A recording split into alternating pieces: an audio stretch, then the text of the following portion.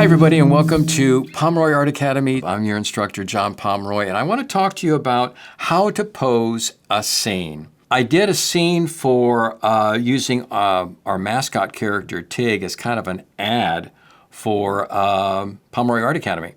And it was a skateboard scene. I had to do some research, about basic skateboard moves, but I wanted to do something that would really catch the viewer's eye. And so I had Tig comes skating in. He enters on top left screen of the Instagram perimeter and then goes around in circle on a cycle, maybe 3 or 4 times, lands, and then stomps his skateboard, which flies up in the air and twirls and then lands, and he catches it. And then from the bottom of the skateboard, a placard sign unravels saying, join us for this lesson.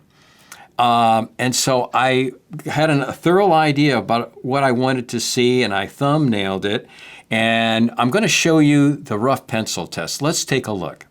So you can see how I blocked out the action, and it, creating a cycle where he goes around the complete perimeter, maybe 3 or 4 times, and then lands. So using that as an example, what I did was, of course, I thumbnailed the idea. I used little sketches about so big, trying to figure out the basic action. And I wanted him to come in from top left screen and then swirl around the perimeter in a cycle and then land. So he would come in with his arms out, body hunched over, with his skateboard. Little tiny thumbnail ideas, just trying to get an idea of how the action would play out. He would come across the front perimeter, arms out. I had to figure out something too that was interesting, because there's a cheat where the action happens in this pattern coming around. He's facing us here, and I wanted him to continue to face us here. So there's a little cheat right around here. I'm able to reconfigure him just a little bit that you can't see it, where he shifts his position so that he is facing the viewer here as he continues to skateboard around the perimeter. Then once he lands, and I think there was an invisible ground plane where he would land, and then he would anticipate up in the air with his foot. Skateboard would be right there, and he would anticipate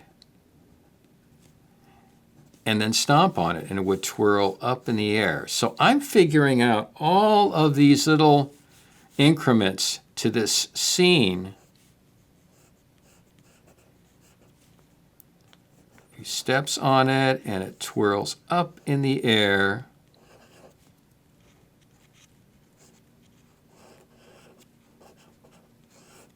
Rotating maybe around 3 or 4 times, and finally he catches it.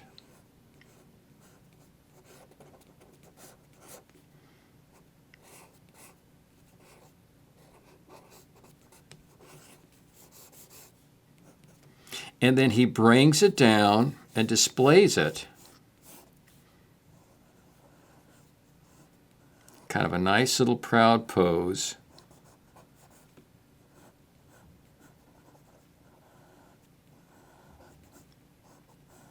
It says Pomeroy Art Academy on it. And that's basically the whole scene. I had a couple of other sketches here in between some of these, but this basically shows you the whole, flow of the action and the whole idea and the concept. I started out with a concept, and that's very important because in most cases when you're blocking out a scene, you'll probably get a script or a storyboard from a producer or a studio with suggestions on the acting. And then what you have to do is take a look at the animatic and the story sketches and see what's already been blocked out and approved. And one of the things I usually do is I will basically trace off the story sketches onto animation paper, bringing it on model and just using that to get myself acquainted with the idea of what the action's happening. And then the next step is I may thumbnail, further fleshing out the action, take a look at the X sheet and put in some numbers and just figure out lengths of time for particular actions. If it's a 5-foot scene, in this case, this scene was 15 feet long, so I gave myself plenty of time, but still, it goes by quickly, and so you have to kind of block out using the X sheet, figure out, okay, I have so much time for the skateboard entry of 3 feet. I've got a foot for the recovery. I've got 2 feet for him stepping on the skateboard and twirling up in the air and catching it. And then I've got the remaining footage for him to display the marquee, which is the message, Pomeroy Art Academy. So figuring that all out, putting those notes on my X sheet, listening to an audio track, if there's one available, and then starting mapping out your key poses. And you take your thumbnails and then you start to incorporate them on a full scale on animation paper. And I knew that my perimeter on this scene was square. I was trying to match up what my perimeter on my Instagram screen was. So with that in mind, I have him coming in. He's hunched over. We can see his face and the excitement. He's got one hand forward and one hand back.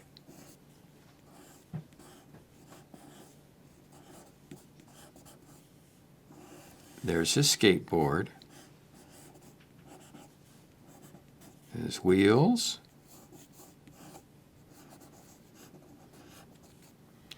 So he enters, add little speed lines, and then he'll come around, and I will repeat this pattern.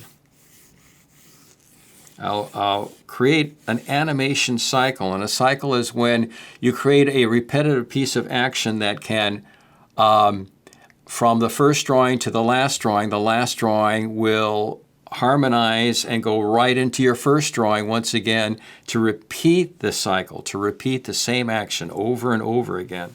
So he'll do this over and over until finally he'll reach a point where he will come up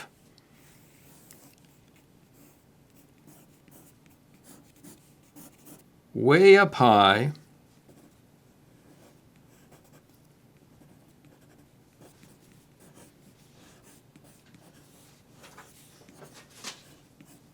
slightly hunched over. We're getting the underside of the skateboard.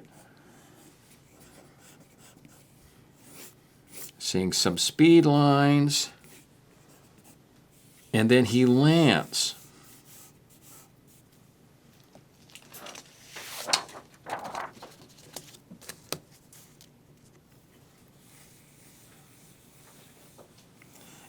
Now, when he lands, he'll be in this particular pose. Now, I can't remember if I had one foot on the ground and one foot on the skateboard itself.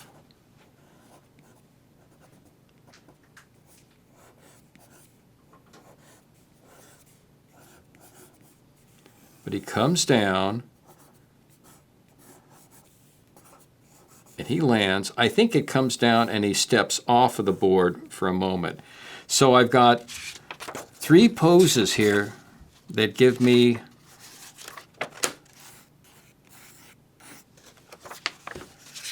my perimeters, my key extremes, my broadest extremes for the whole action.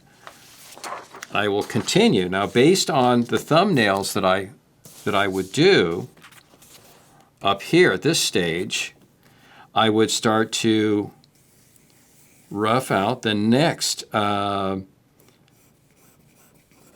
idea with him stomping his skateboard.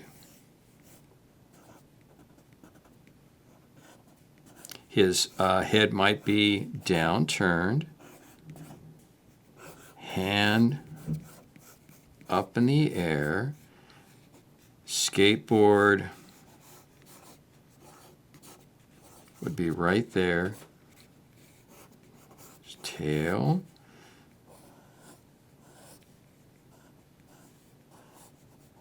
when I'm roughing this out, when I'm trying to get key poses, I'm thinking in terms of not just cute drawings. I'm thinking in terms of action.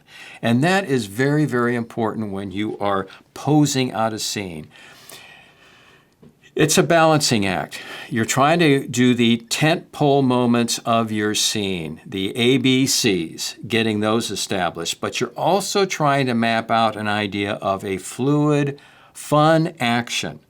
And the priority here is the movement, is the action. You want to always yield to that, because if you fall in love with a drawing that's not working, it's kind of a trap. So you want to make sure that you're constantly working loose and that you're constantly looking for the best possible action and the best possible way to display what that scene is all about.